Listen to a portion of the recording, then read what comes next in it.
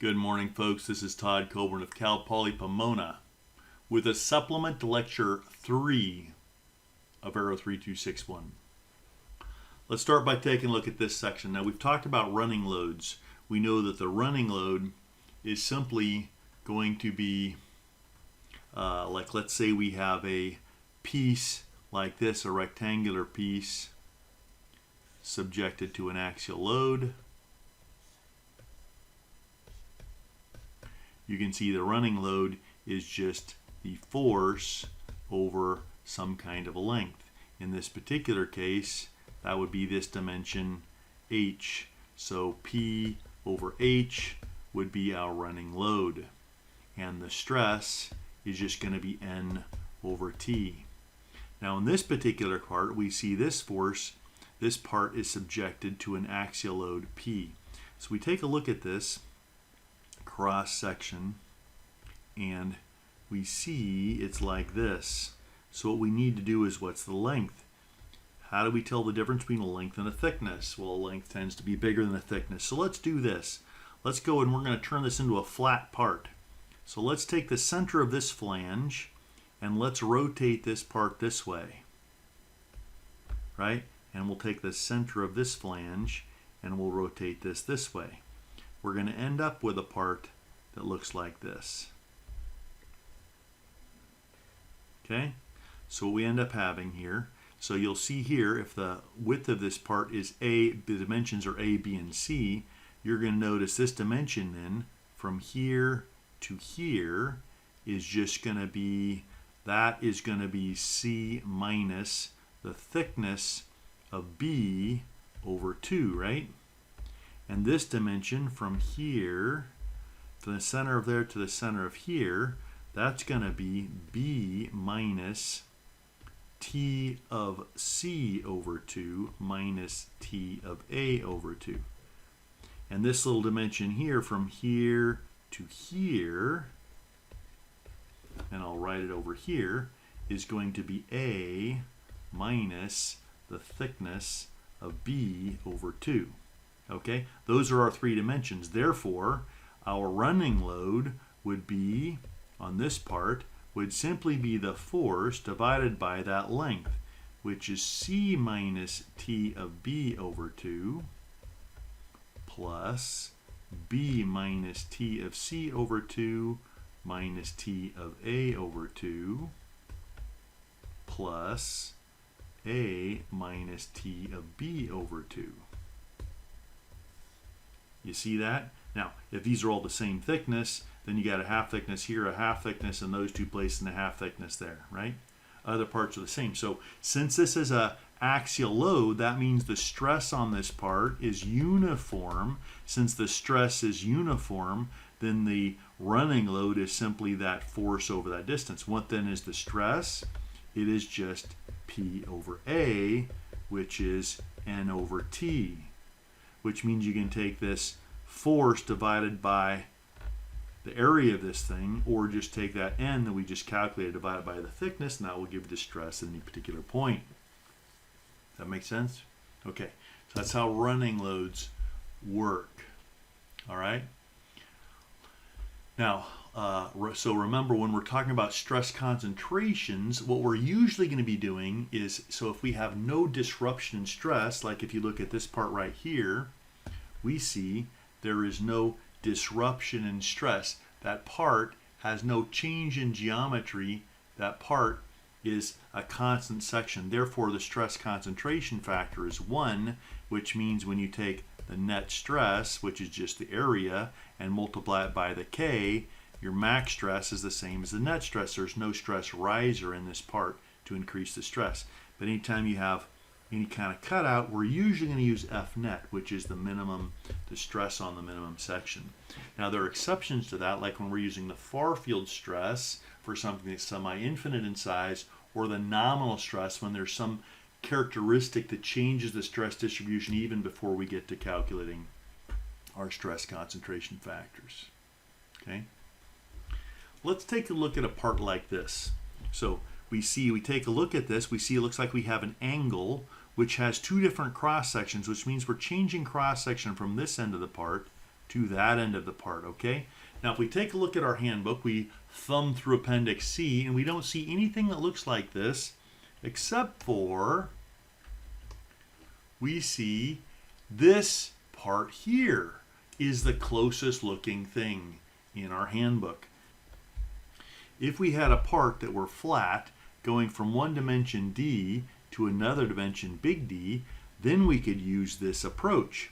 If we look at our part, we see, once again, if we fold this out, we rotate that whole flange out, what we're going to get, and we're going to locate this little part right at the center of the, right at the middle of this thickness of those two flanges.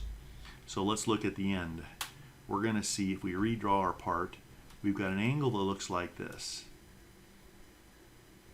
right?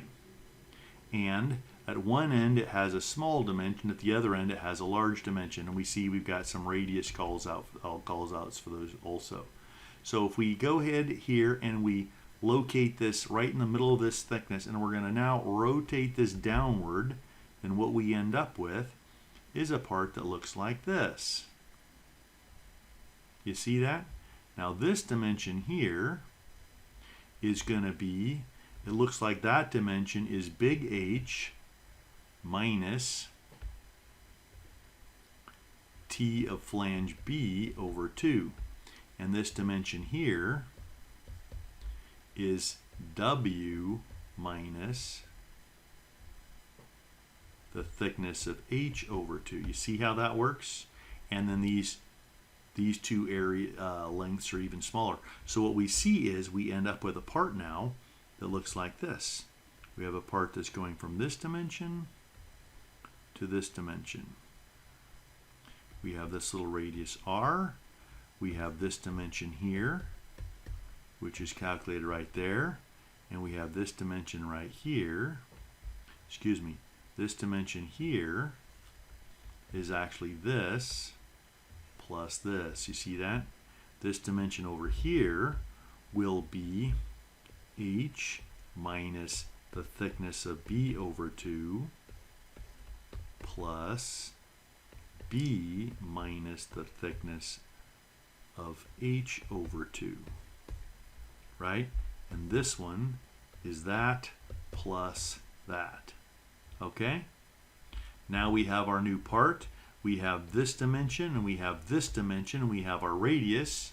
We now can calculate, looking on this, we're going to need our R over D ratio, and we come on to here, we get our D over D ratio and figure out which of these apply, and then we calculate our K. Our net stress that's applicable will be the P over A on the smallest section, so it's this P divided by the area of this little section here, and our max stress is going to be K sub T times that P net. See how that works? Okay. This is a very common transition of a angle section. Now we could have solved the same exact problem using this method, but instead of the big D and the little d, you'll notice on the other slide you had this large dimension and this small dimension. We see we have the large dimension, and now instead of the small dimension we're going to take this little dimension here. So for our little part we had this guy going like this. So in this case, once you've calculated this dimension and this dimension, you then subtract this from that, and then you divide it by 2, and that will give you your little h that you use in this. So that's how we use that method. Okay. Let's take a look at this problem. Now if we have a little Z section with a little hole like this and we flip through Appendix C, we don't see anything that really applies, except the closest thing is a central hole. If A and C are the same dimension, then this hole would be central if we just fold this part out as we've been doing on the earlier slides. What that means is we're going to identify the center of this little, these two legs, and the center of this to the center of that, and then we're going to fold this out, and we're going to fold this out so we get a single part like this. When we do that, we're going to find out this dimension here is going to be our section will look like this with the hole that's central. Now, if these two flanges, A and B, C, if those are different dimensions and this is no longer a central hole and this particular one won't be it, this dimension is going to be C minus the thickness of B over 2. This dimension here is going to be B minus the thickness of C over 2 minus the thickness of A over 2. And this dimension down here will be A minus the thickness of B over 2 with whatever length of the part we have. And we have this little radius. Let's say we were given a radius here of this hole. Now we can use that information, and in this system, now we find out here that we're given a nominal stress instead of a net stress. But if you look at that carefully, that's simply the net stress for this part. So you take the net stress, F net, and you multiply by the KT, and that gives you the max stress. Okay? That's how we'd solve that kind of problem. Now, let's say we have this. Now we look at this. This looks just like the last problem, except we now find we no longer have our hole is no longer central. So when we identify these little crosshairs and rotate this up and rotate this down, such that this dimension is calculated the same way as before, and we lay in our part, we now have a hole here, and the hole is located, looks like it's at the center of this upper flange. So now we have this dimension, which is A minus B over 2 plus B minus A minus thickness of B over 2 plus B minus thickness of A over 2 minus thickness of C over 2 plus C minus thickness of B over 2. That's this dimension here. We see that this dimension here, if this is centrally applied, it would just be at C over 2. Okay? And we see we've got this axial force here. Now that we've laid this out, we look through our handbook and we see the closest one is an offset hole. We see that we're given a nominal stress, which means the stress distribution across this cross-section is not linear, such that we can't use F net anymore. That won't be as accurate. It would be more accurate to use this equation for the nominal stress. Once we have the nominal stress, we then calculate our stress concentration factor, and our F max is simply K sub T calculated from there times F nominal calculated from there. That's how this works. Got that? Now, if we had seen this problem, this is the exact same problem solved in exactly the same way, only we have it down at the bottom instead of up at the top. So it's another offset hole problem. Okay, let's say we're given a problem like this. Once again, we take a look at this. We say, well, this case doesn't belong in our book, doesn't occur in our book, but if we rotate that up, once again, if we look at our cross section, it looks something like this. And we see we're going to need this dimension, and we're going to need this dimension,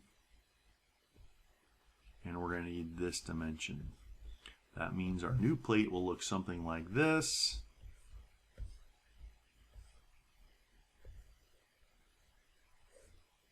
With an axial force, and we have dimensions here of H and R. This does occur in our handbook. In fact, it's right there. We can now map these dimensions to these equations to calculate the maximum stress. We're not given a nominal stress, which means we're going to use F net. We're going to multiply by KT once we've calculated these factors and the KT. If the hole happens to be semicircular, then you save time of doing all this crap and you can just use this form of the equation. Let's say we have a cylinder. A lot of rocket structures are constructed of cylinders and cones in conic sections. If we have this particular problem, we see, okay, let's say we have an axial load and compression off and on in a rocket, and looks like we have a round section. We say, well, we can see that the running load on this thing will simply be P over the circumference, 2 pi big R, right? That's going to be the running load. The stress is going to be, that's the running load looks like this, right? It's going all around the top. The stress anywhere across this thing is going to be N over T. Okay? Now that is a uniform stress. This is what we would call the far field stress, because it's not the stress at the next section through here, it's the stress everywhere else. Got that? Okay, so now that we've identified the far field stress, we start looking through our handbook and we find this is the closest case, a semi-infinite plate. Since this dimension 2 pi r is much larger than the size of this hole, then we will just use, you'll see in this equation, we're seeing sigma 1 and sigma 2 are the two applied stresses in the two dimensions. So we take a look at our cutout. It has a radius and it's some size that's relatively large relative to the hole. We have this, what's called sigma 1 this way, what's called sigma 2 this way. Now in our case here, all we have is this hole in the semi-infinite plate, and all we have is compression in the one direction. What that means is, the way this is shown, is sigma 1 is 0. Okay? Or actually, since this is symmetric, you could just say sigma 2 is 0 if you just rotate this. So if sigma 2 is 0, then that means we have this case, our stress concentration factor is 3, and our max stress will be the far field stress, which is this guy right here, multiplied by kT, which actually is 3 in this case. Now if we had also had internal pressure, that would have caused a load like this, and that would have been a burst load if we had internal burst pressure. Now we see that sigma 2 is equal to negative sigma 1, and our K would have been 4. If instead we had, let's say, a crush pressure such that the crush in this direction is the same as the crush in that direction, then we would have this case, and we would take our far field stress and multiply it by this kT here, which is 2. See how that works?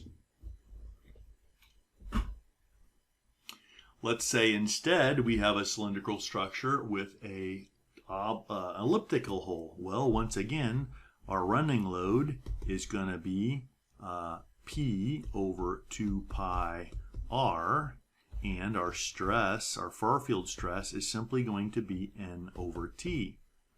If we have burst pressure, so that's going to give us, this particular guy is going to give us this crush load like this. If we have burst pressure, that would mean we would also have a hoop load like this from our hoop stresses that you haven't learned about. So we'd have both these, right? If we had crush pressure, then these are going like this, as well as this coming like this. That's a different case. That gives our different cases. So once again, we have this case. It looks like we just have this first case because we only have an axial load. And if you look at the case, we see, yes, we have a uniaxial stress on this thing. So we map our part. Looks like we have dimensions for our ellipse. We have dimensions h and b with a little dimension here r. So now we can say, well, for a uniaxial stress, that means this other stress in this other direction is 0. We see A. You'll notice the way these are defined, this is 2B and this is 2A.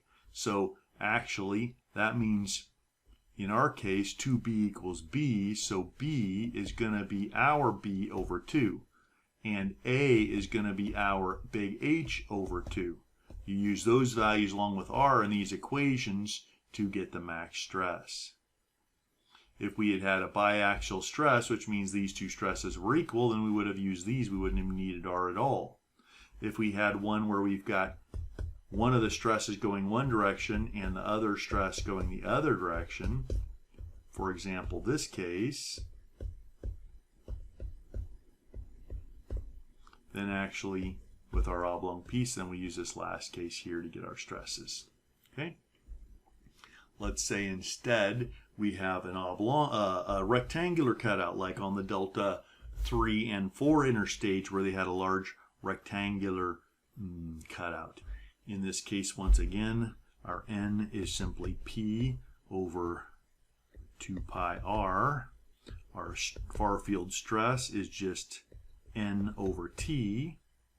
And if we look at our cutout, we say, okay, it looks like, now here's where you got to be a little careful. If you look at this, the way these are defined, our width, our 2B dimension is big B, right? And our 2A is big H. That means A, in this case, is H over 2, and B equals B over 2. You see that? Now you got to be careful though, if we look at this, about the loading. This loading is aligned with the A dimension. Actually, so since our loading, if we look at our part, and we have the semi-elliptical piece, and this is H, and this is big B, then our loading is actually crush in this dimension. You'll see that it's actually pressing down on the B dimension. So actually, this is incorrect. What that means is this running load is pressing on, this running load is aligned with the 2A dimension. That means our running load, our far field stress, which we calculate here, is acting on that B dimension. So that means 2A equals B, so A equals B over 2. That means 2B equals H, so our B is equal to H over 2. Plug those values into here. All these, get your C constants. Plug your C constants there to get your K.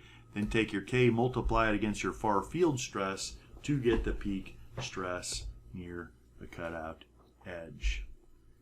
Does that make sense?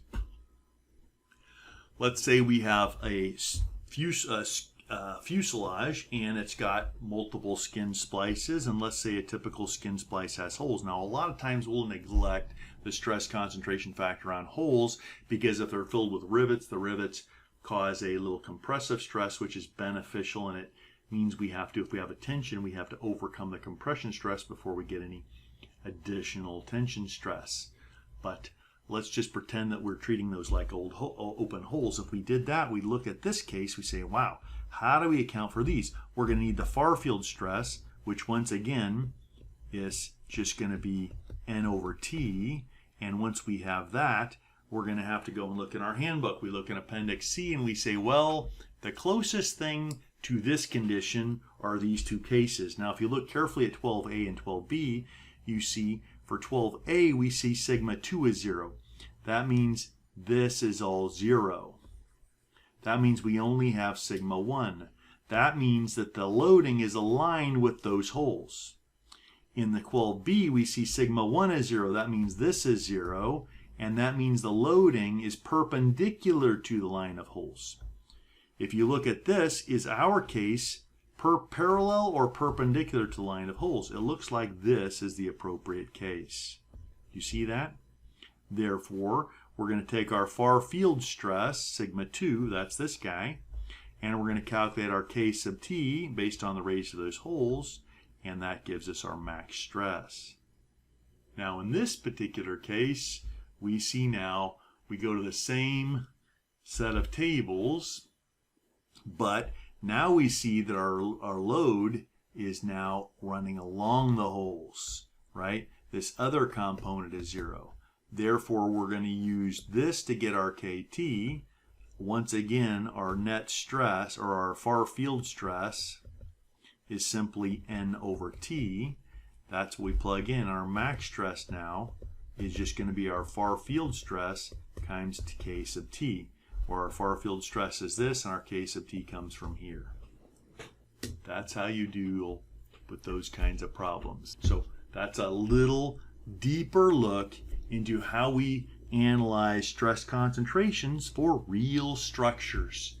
The approach will be, we're going to look at our part, we're going to look in our handbook or wherever we're getting our stress concentration factors from. We're going to figure out which of those graphs or tables or figures look the most like our part, and then we're going to try and adjust our part the way we've looked at our part to simulate that case, and then we're going to analyze our case using the information from the handbook for that case.